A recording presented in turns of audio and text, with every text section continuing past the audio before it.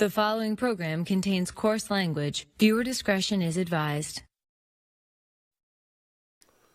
As you guys can see from that thumbnail right here, this is actually a story that I've already talked about before, so this is going to be an update, a final sentencing in this case, so we're glad that we'll at least know that some justice was served here. So if y'all would do me a favor and follow the story, we'll catch up on some of the details for those who might not be familiar. Let me give you a disclaimer, because some of the details are going to be difficult.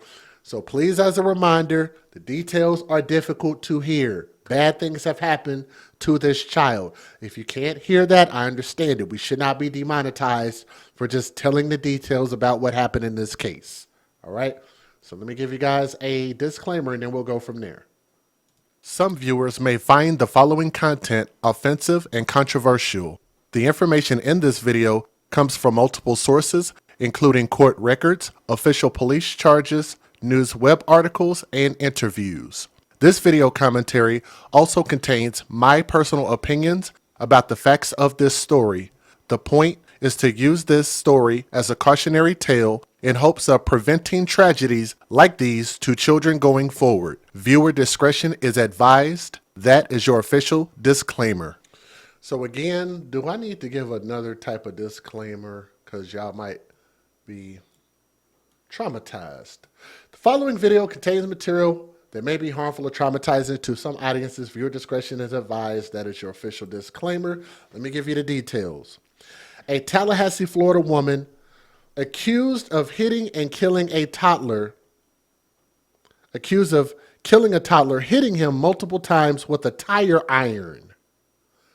Hitting a toddler with a tire iron in 2020 was sentenced to life in prison on Tuesday, according to the Second Judicial Circuit of Florida State Attorney's Office.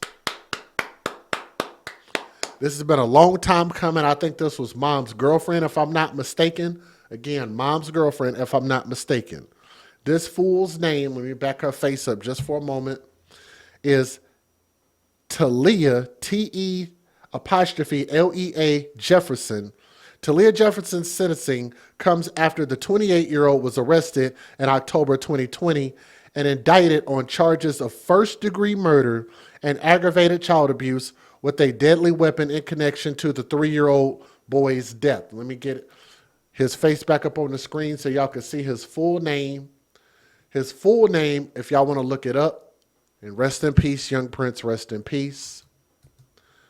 Miguel Douglas Emmanuel Wright. What an awesome name he had.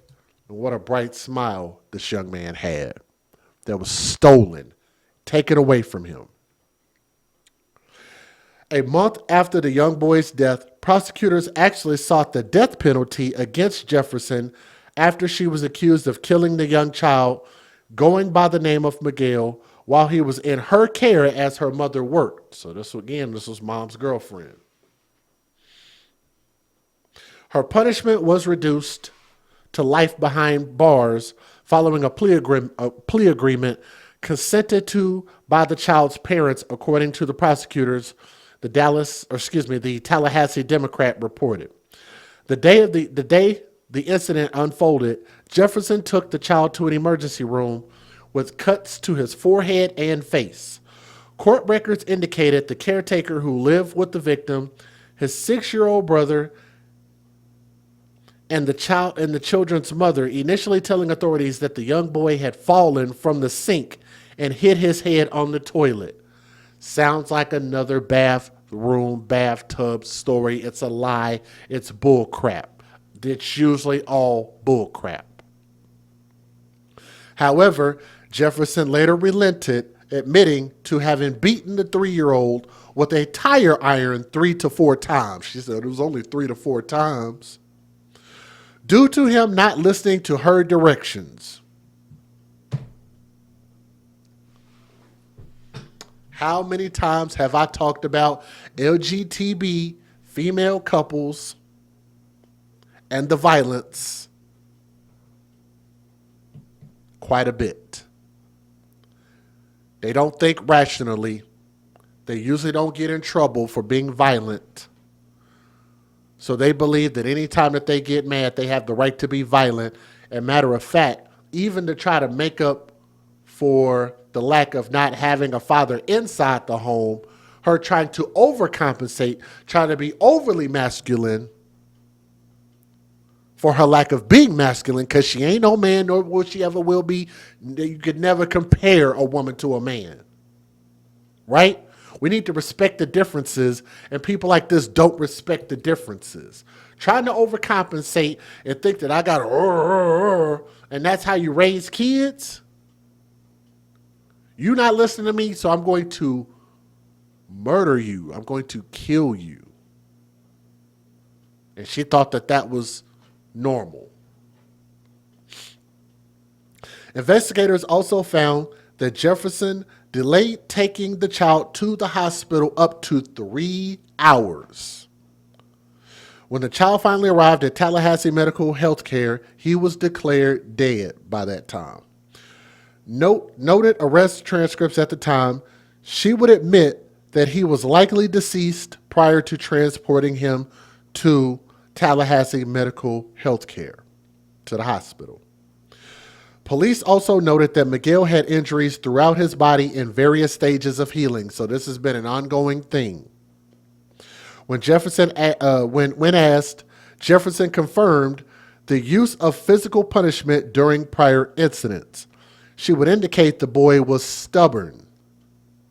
Authorities determined that Miguel and his sibling were subjected to prior abuse. Not immediately clear as to what degree the two boys' mother was also complicit in the child abuse the brothers suffered. The Department of Children and Families took custody of the sibling according to Law and Crime. It was previously revealed that Jefferson, being romantically involved with the children's mother, again, that's why I said this was a relationship with two LGTBs, before their relationship ending. It remained unclear the ongoing dynamic between the two women and whether the boy was attacked as a consequence of potential friction within their relationship. And you know what? I can believe it. I can totally believe it. So let me show you guys the one and only video that I could find, since nobody else is talking about this and celebrity news is the only thing that matters in this world. Let me show you guys what I found, the one and only video. Federal law allows citizens to reproduce, distribute, or exhibit portions of copyrighted motion pictures, videotapes, or video discs under certain circumstances without the authorization of the copyright holder. This is called fair use. It is allowed for purposes of criticism, news reporting, teaching, and parody, which doesn't infringe of copyright under 17 U.S.C. 107. And y'all can help share these stories. I know I say it all the time. Y'all can help these stories go viral. Share them in your favorite true crime groups if they allow it. But these stories need a lot more attention than what they're getting, okay? So here we go. New tonight, the woman accused of beating a 3-year-old to death in Tallahassee will stay in jail for now. That's the word from a Leon County judge this morning, who says the murder and the child abuse charges against 23-year-old Talia Jefferson are justified. ABC 27's Chantel Navarro has been following this story for us today. Chantel, what's next in this investigation? Jefferson will be held without bond until her first pretrial hearing. Now tonight, what happened to 3-year-old Miguel is bringing attention to a bigger issue. Held no bond until the pretrial motion for detention can be heard in front of the trial judge. Okay? Okay, and what, do you know when is that? No, ma'am, I do not.